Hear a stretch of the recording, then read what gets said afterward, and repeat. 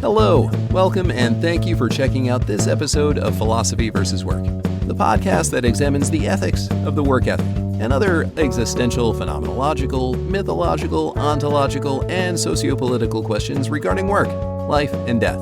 I am Michael Murray, and I'll be your guide on this philosophical journey. Episode 6, Toward Meaningful Work.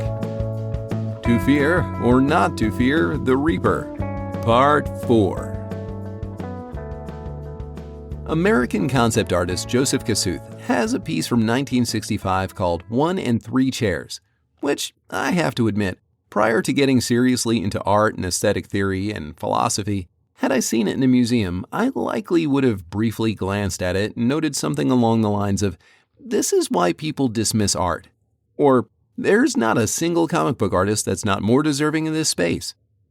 I have, however, over the years come to be really interested in this piece. 1 and 3 Chairs sets up, from left to right, a black and white photo of a wooden folding chair on a wooden floor before a blank white wall. The same actual chair on the same floor before the same wall, at least according to the principal photo of the work as shown by the Museum of Modern Art, New York. And then another black and white panel displaying the definition of the word chair. What I find compelling about 1 and 3 Chairs isn't the use of form or color or medium, certainly not any notions of aesthetics as beauty, but rather that it compels questioning. Is a chair by definition? If so, is the definition of a chair placed on display a chair somehow? Is the photo of a chair a chair?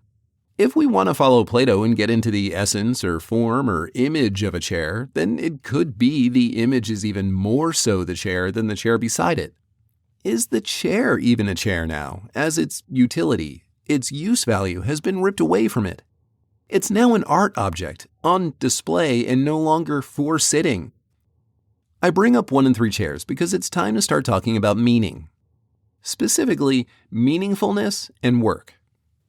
Now, we've gone over the difference between work, labor, and toil, that work is a kind of labor, the combination of effort and energy, that results in creation and/or growth, that it is both means and ends driven, whereas toil lacks ends, is ultimately meaningless, or the means are the ends, as in punishment or abuse, the task of digging a ditch for the sake of digging a ditch followed by filling the ditch in, or Sisyphus rolling his boulder up the hill.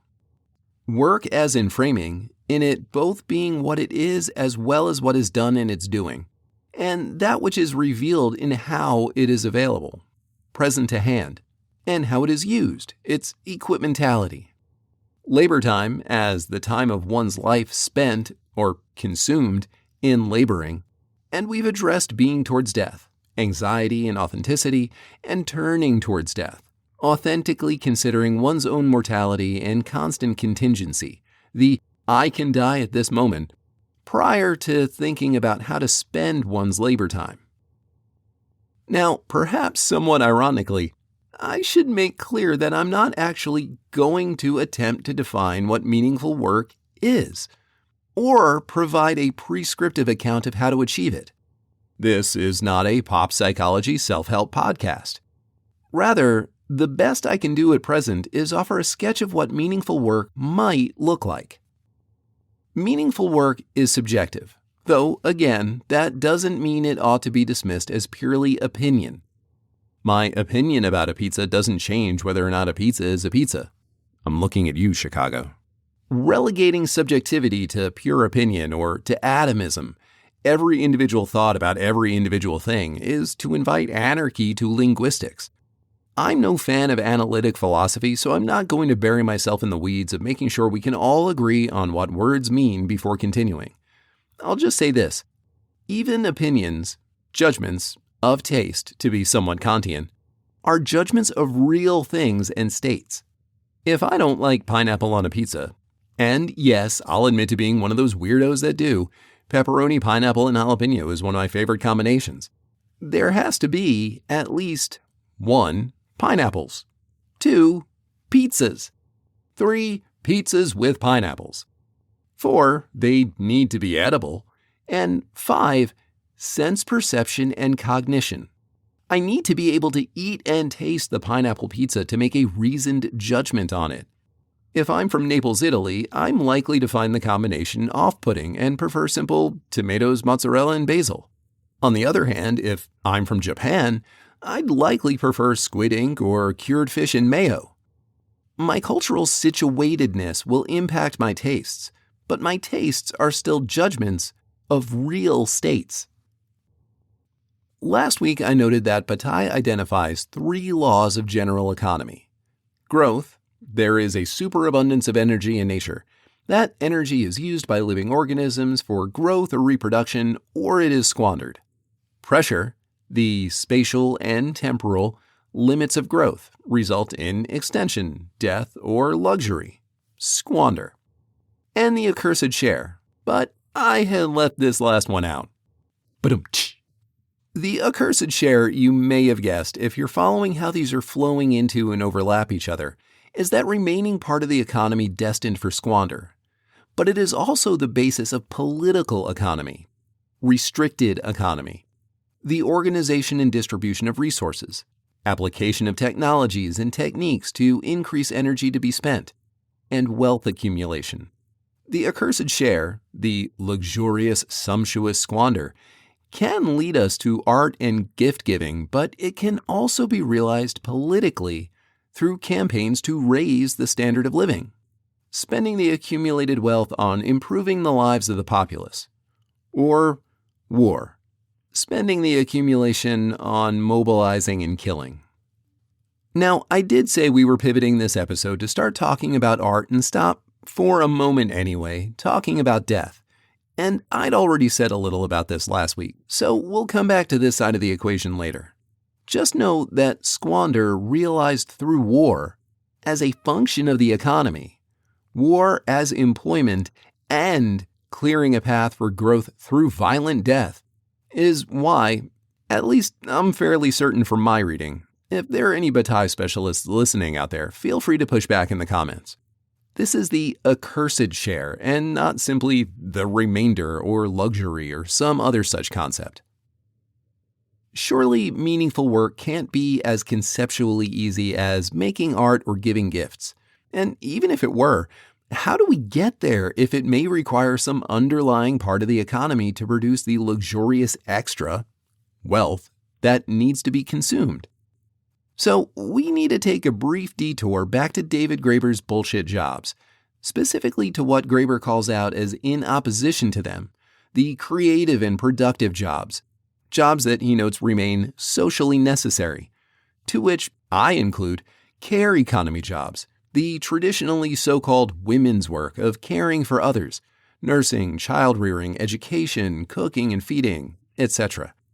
I do not, however, include housekeeping.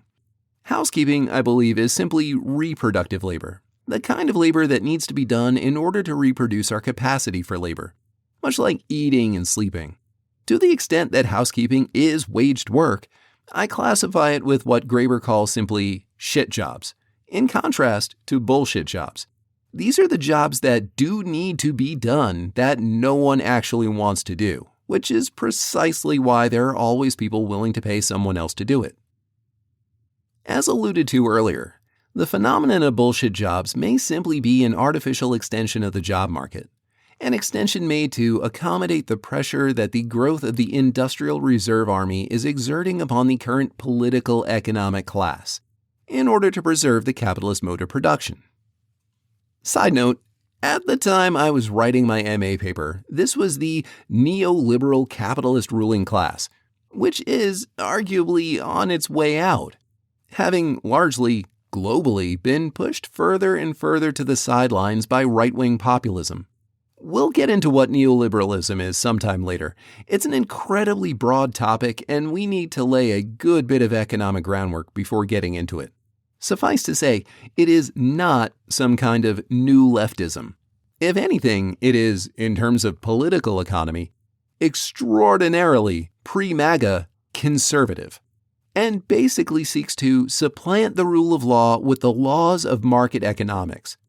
Rough and ready example, elected officials and judges that believe and enact rulings and policies based on The idea that the public is lying when they say something like, "We want stronger privacy laws," because the same public willingly spends their money at a grocery store where they forfeit their privacy by joining these member programs that track their buying habits in order to get a discount. Or the fantastical notion of the George W. Bush administration that if they just take down Saddam and give the Iraqis access to free markets, a functioning democracy would magically appear in its wake. In other words, in neoliberalism, money is the real politics. Back to bullshit jobs and extension. Speaking as someone who, until fairly recently, worked in an IT administrative capacity and knows several people who had automated themselves out of a job at one point or another by successfully writing scripts that enable their computer to accomplish many of their day-to-day job functions, I can honestly say that my job was largely meaningless. The only reasons I can think of that my job continued to exist were, 1, I came at it from a research background to do, essentially, audit work in an IT department that, A, wanted full control over their processes, and B, had no one in the department to manage inventory as they were all techs and support staff. And for my end, I had no knowledge of script writing.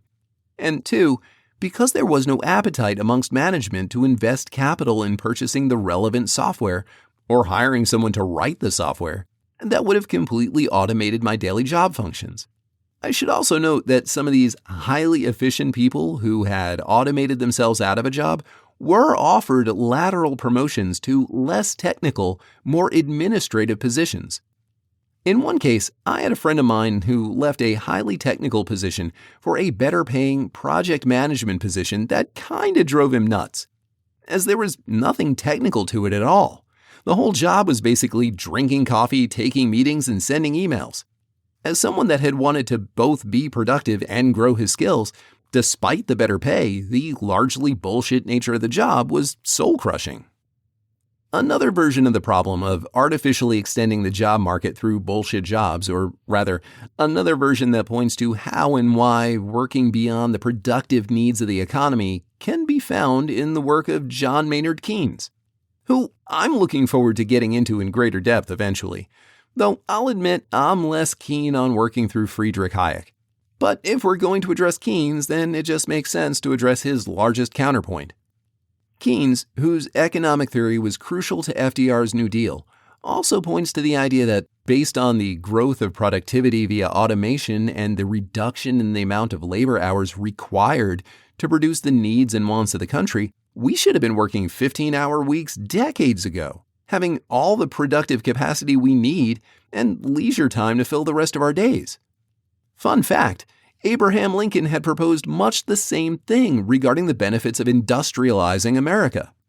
I'll just leave it hanging for now as to my thoughts on why a ruling class may not want a working class with so much leisure time on their hands. You can probably guess my position on this. In contrast to the bullshit jobs, Graeber points to productive and creative jobs that are actually worth doing. These are the jobs in manufacturing and agriculture, but also music and literature. These productive jobs can be problematic as far as they're considered broadly to be work worth doing, so far as regards their having been more and more heavily automated over the years. Many of these jobs, in industrial manufacturing or industrial agriculture, epitomize the problem of the same de-skilling of workers pointed to by Marx over a century ago. So, I believe these should be viewed in contrast to the so-called artisan productive jobs in manufacturing and agriculture. The small farmers, woodworkers, bakers, and so on that have found a way to exploit niche markets and turn away from industrial, i.e. Fordist, division of labor. The creative worker, the writer, artist, musician, chef, etc., does this to an even fuller extent. I cautiously include content creator in this list.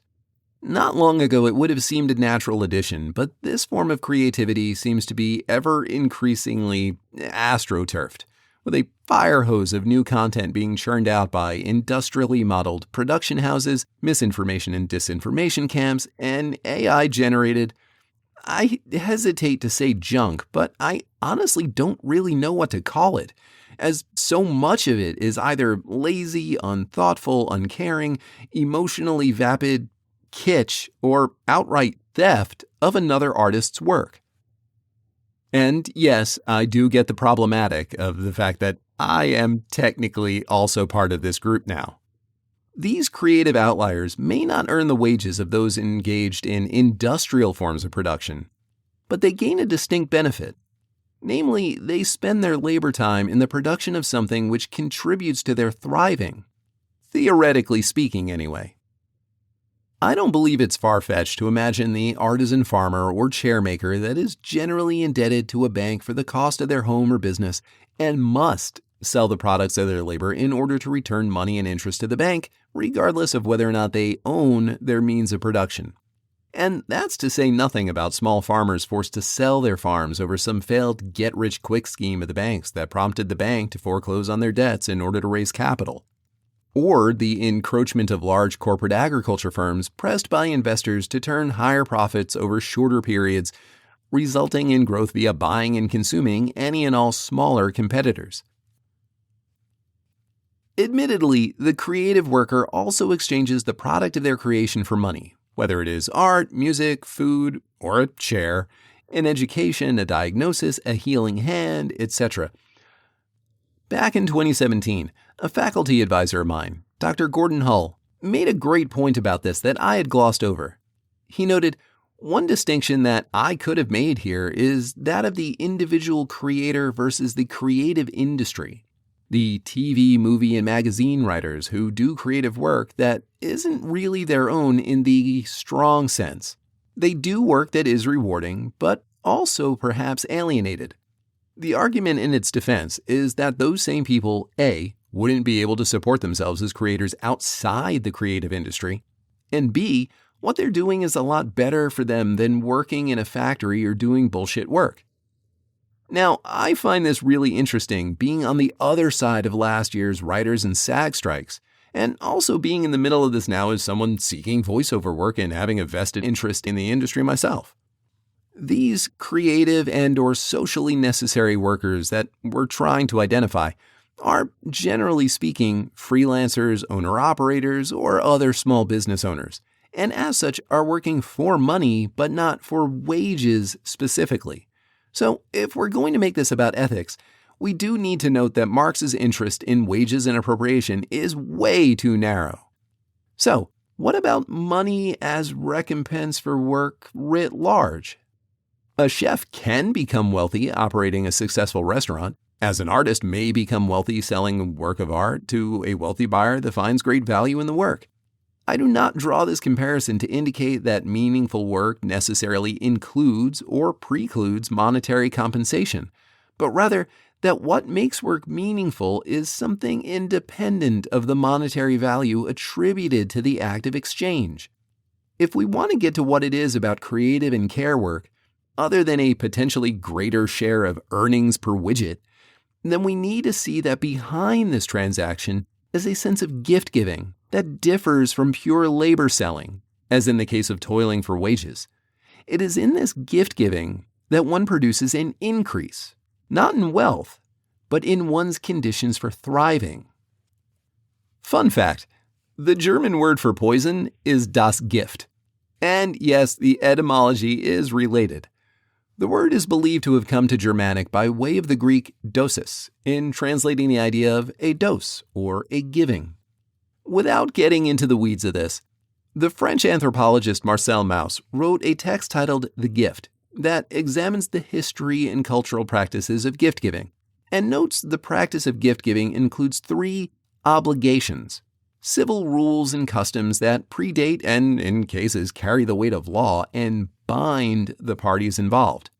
The obligation to give, the obligation to receive, and the obligation to reciprocate.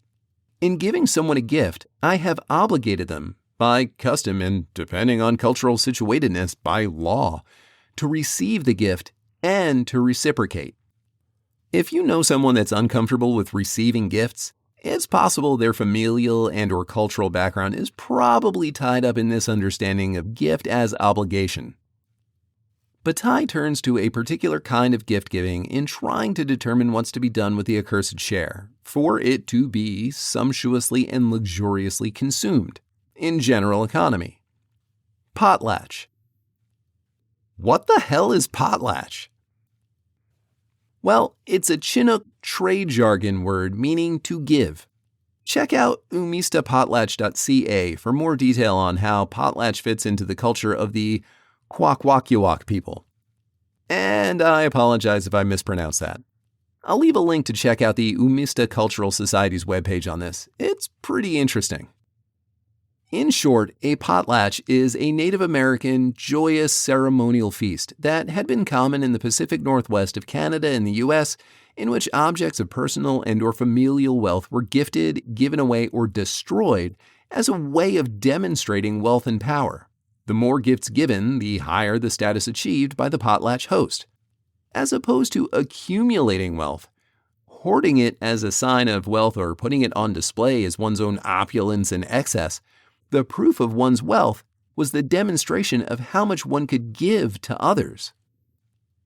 Think of this as the mirror opposite of coronations and other royal ceremonies you may have watched on Game of Thrones. Rather than celebrating the crowning of the king by throwing a party for the king with all of the noble houses in attendance to offer gifts to the king, stand this on its head wherein the king throws a party for the people and gives gifts to everyone else to celebrate and display their own wealth and power. Note, a component of this isn't terribly foreign to the ancient Roman ideas of civil service, in which the wealthy and powerful demonstrated their wealth and power by funding great public works of art, architecture, and infrastructure. Forget public-private partnerships or something like Tepper Sports and Entertainment asking the city of Charlotte to cough up $650 million to upgrade his stadium. In this system, if David Tepper really wanted to demonstrate his wealth and commitment to the community, he'd fund the whole project out of his personal wealth. Now, what both of these systems have in common, and what Bataille is going to get to, is the idea that giving wealth, through gifts or destruction, sacrifice, empowers the giver and the receiver. To it, I would add, hoarding wealth isn't just not empowering, it's disempowering. It's weakness qua selfishness and or fear. It's weakness qua being. It's an inauthentic form of being with others that denies the other. Also, just realized I'm dropping jargon on you. For those of you not following philosophical and or legal jargon, or maybe haven't played a lot of Scrabble or Words with Friends, the Latin qua is shorthand for in the capacity or character of being. Bruce Wayne fighting crime qua Batman. Back to the point. In describing a theory of potlatch, Bataille states, if there is within us, running through the space we inhabit, a movement of energy that we use but is not reducible to its utility, we can disregard it, but we can also adapt our activity to its completion outside us. The problem posed is that of the expenditure of the surplus, the accursed share. We need to give away, lose, or destroy, but the gift would be senseless if it did not take on the meaning of an acquisition. Hence, giving must become acquiring a power. To be a bit cliché, you could basically say giving is more powerful than receiving. By this understanding, though, giving is giving and receiving, as while one gives away their wealth, understood as surplus, and or property, understood as that which one has combined their labor with in order to create, one also gains a power. Now, I don't believe this is power to be understood as power over. That, I believe, would remain trapped in the realm of restricted or political economy through the concept of debt. The I will give you my wealth, but you need to repay, probably plus interest, and from there get into all the rigmarole of enforcement of debt through violence. Defining wealth as surplus, though, short-circuits this process. It's surplus. What the hell do I need it back for? What am I going to do with it other than hoard it, consume it, or spend it, or give it away? Now, I don't want to go too much deeper into Bataille at this point, as I'd like to revisit the text and just do a deeper dive on it, and I had set this up to be a 4-part series, and it's technically already 5 if you include the episode on Heidegger. So let's get back to art. As you may recall, I previously briefly mentioned that Heidegger inspired my thinking about work in his thinking about art and technology, in terms of work being what it is as well as what is done in its doing. In his essay, The Origin of the Work of Art, Heidegger states, "The artist is the origin of the work. The work is the origin of the artist. Neither is without the other." I do not believe there is such a thing as an end of work, but nor do I believe either A, that our aim as a society or species ought to be the end of work, or B, that our aim should be work for work's sake. I think it is aimlessly and pointlessly self-destructive to sacrifice ourselves at the altar of work just to either somehow redeem work or any system of economic organization of work from its banality or profanity. In short, I believe work is a necessary, but critically, by itself, insufficient condition of thriving. Now, I can certainly think of things I'd rather be doing than working, though I'll also admit that weighs less on me now as I'm trying to make a living from writing voiceover in this podcast. I would love to spend my days traveling, visiting museums and cafes and wine shops and breweries and bakeries and restaurants, and man, I could really go for a croissant and Irish coffee. Yeah, moving on. Playing video games and reading comic books, but maybe with the exception of traveling, while I find pleasure in these things, none really contribute in any way to thriving. Writing, this podcast, and the voiceover work I'm trying to book, these can. Why? Because they're work. It takes work, human effort over time, plus intentionality, and the creation of something to do these things. Plus, I want to do them. And despite my wage recompense of my meaningless and mind-numbing corporate ITAM job being leaps and bounds financially, so far anyway, better than where I am today, I would rather fight tooth and nail to keep doing this than spend one more day in a meaningless 9 to 5. And don't forget to like and subscribe, links to support the channel, yada yada yada. Which brings up another point. I need to take a moment to address a common and vitally important distinction between work's potential meaningfulness and motivation to work, especially as regards waged labor. The preponderance of wage labor and the resilience of the capitalist mode of production over alternatives like socialism and communism is a major sticking point for taking motivation, in this case money, over meaning. Their preponderance makes it easy, though logically fallacious, to hold up monetary recompense as a natural desire for the ends of one's labor. And despite nearly every single benefit workers receive in the U.S. today, 40-hour work weeks, overtime, weekends, child labor laws, workplace safety, minimum wage, as insufficient as it is, Social Security benefits, the right to collective bargaining, discrimination protections, and the banning of blackballing, where a prior employer could prevent your ever working in that industry again, and on, are all largely thanks to the efforts of American Socialist and Communist Party actions from the early 1900s and up through the Red Scare of the 50s. The two terms will likely, forever, at least in the U.S., be stained by the Cold War, Leninism, Stalinism, and Nazism. And let's not forget the fear-mongering of McCarthyism. When I was giving my MA defense, one of the professors, Dr. Trevor Pierce, whose research focus is on pragmatism, I believe inadvertently, as we hadn't done any work together before then, teed me up probably the best layup question any of the faculty could have. If there was any pushback I was prepared for, it was this one, as this was the one I had gotten into argument after argument after argument over throughout the prior year. Now, I do have to paraphrase, it's been like 6 years, but was essentially, why can't my meaningful work be providing for my family? I choose work that gives me the freedom to spend more time with them, and my wages provide for them. And the answer is, I think, actually quite simple. Because that isn't meaningful work. Drawing meaning from what work enables one to do outside work is intrinsically different from that work itself having any kind of meaningfulness. it confuses motivation for meaning. To be fair, it's also a great question, because it is incredibly difficult to process that distinction as we live in a society that is economically, and I would also argue theologically, organized around compulsory work. Finding work that provides the monetary recompense to provide for yourself and your loved ones, especially work that also provides time to spend with those you care most about and other passions and hobbies you may have, can certainly feel rewarding. But that's not what work is. By and large, these jobs are the exception, and they do little, if anything, to overcome the estrangements that are so central to work under capitalism. Even the loftiness of the collegiate ivory tower is subject to estrangement and bullshitization.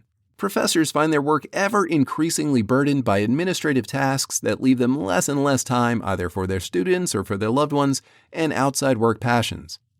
Administrative tasks largely geared towards transforming education based on capitalist economic models of profitability and return on investment rather than intellectual curiosity and growth.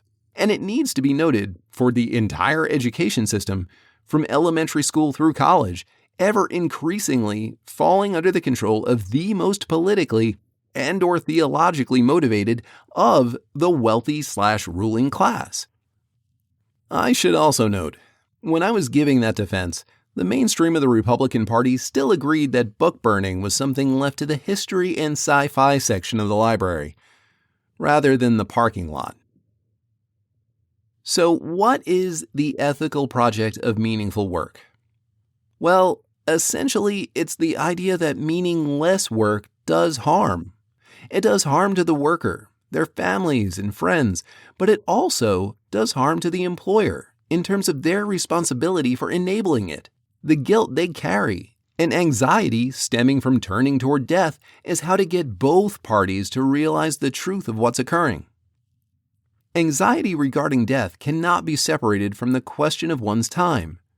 Time is a limited resource on the individual level. Every individual has only so much time, though that determination can only be made once the entirety of the resource has been spent or lost. Whether that spending occurs through luxury or growth, or whether it's exploited or extinguished by other pressures, in turning towards death, consideration for one's own imminent death, as well as that of others, must take precedence. One is forced to realize the labor time they spend, or the labor time they demand from others, is withdrawn from an exhaustible account, the total balance of which is unknown until death. Labor time spent in creative production of those things which contribute to thriving, one's own as well as the thriving of others, may begin to lead us in the direction of what meaningful work might be. I believe meaningful work is best approached in three aspects, taking, let's say, 3 seats at the table. Hey, I warned you I had things to say about shares. First, an aspect of gift-giving or generosity. Second, an aspect of monument or legacy. And finally, an aspect of art. The production of such a kind of work, be it music, literature, the visual arts, nursing, educating, food, chairs, etc., ultimately has one thing in common, namely the implicit investment in the experience of the other. Such a product implies a more intimate relationship between the producer and consumer by intertwining the functions of gift and exchange, as opposed to exchange alone, in order to either fulfill a need or satisfy a desire, or to produce wealth as commonly understood by market capitalism. The purchaser gains both the object of purchase as an object in itself, be they goods or services, as well as the gift of the sensuous aesthetic experience. The seller gains money in exchange for the product of their labor, which can be converted into capital by using it to acquire further resources with which to produce more work, and at the same time gains the benefit of thriving, of working for one's own gain as well as the gains of others. This is what I refer to as the aspect of gift-giving. The aspect of monument or legacy requires something of the product of one's work to survive the worker. This can be most clearly seen in works of art, architecture, and literature, yet also in the education or training of the succeeding generation, to include child rearing, or the stories of those who receive the fruits of one's service work, such as the diners served by a chef, or the regular patrons of a particular barber, or in the passing down of a tradition or a place of work. In this manner, one's work represents a transcendence. It is a proof left upon the world of one's existence, and a proof that one's life was more than mere existence. Finally, the aspect of art. At least from the time of the Renaissance on, when artistic expression and the artists themselves became central to a work of art. And I do mean work in a broad sense.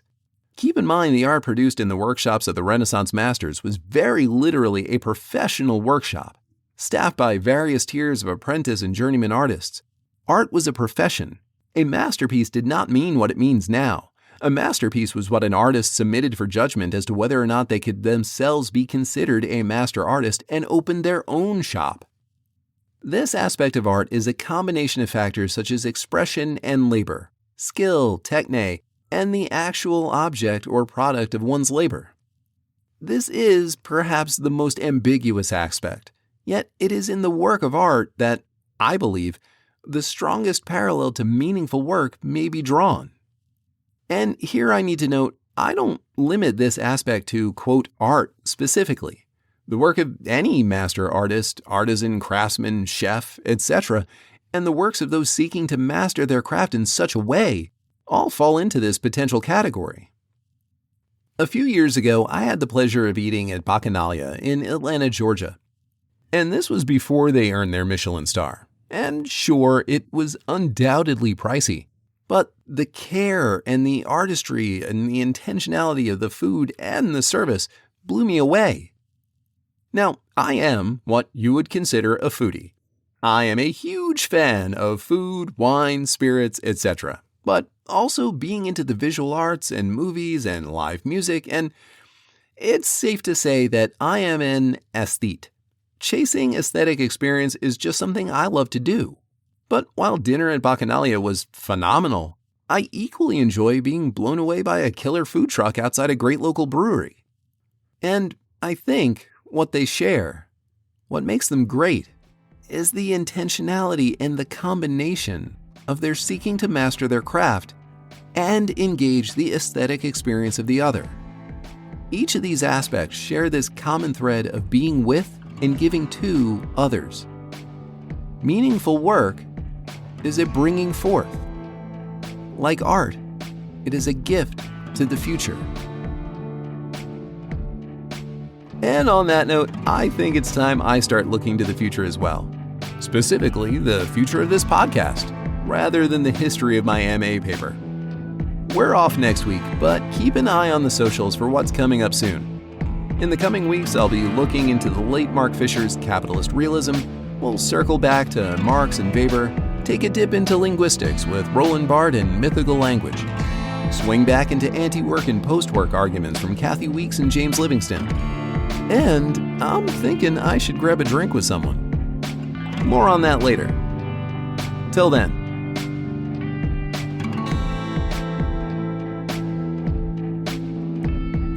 If you enjoyed this episode of Philosophy vs. Work, well, you know the shtick. Please like, subscribe, follow, leave a review. It really does help to grow the show. You can stare all you want into the algorithm, but it doesn't stare back without likes and subscribes. Don't forget to check out the show notes for details on any authors, texts, etc. referenced directly in this episode. If you find the project valuable, consider supporting the channel. Or maybe you're feeling generous and just want to support my coffee habit, or keep Keo in catnip. Either way, links to support the channel are in the doobly-doo below. Thank you.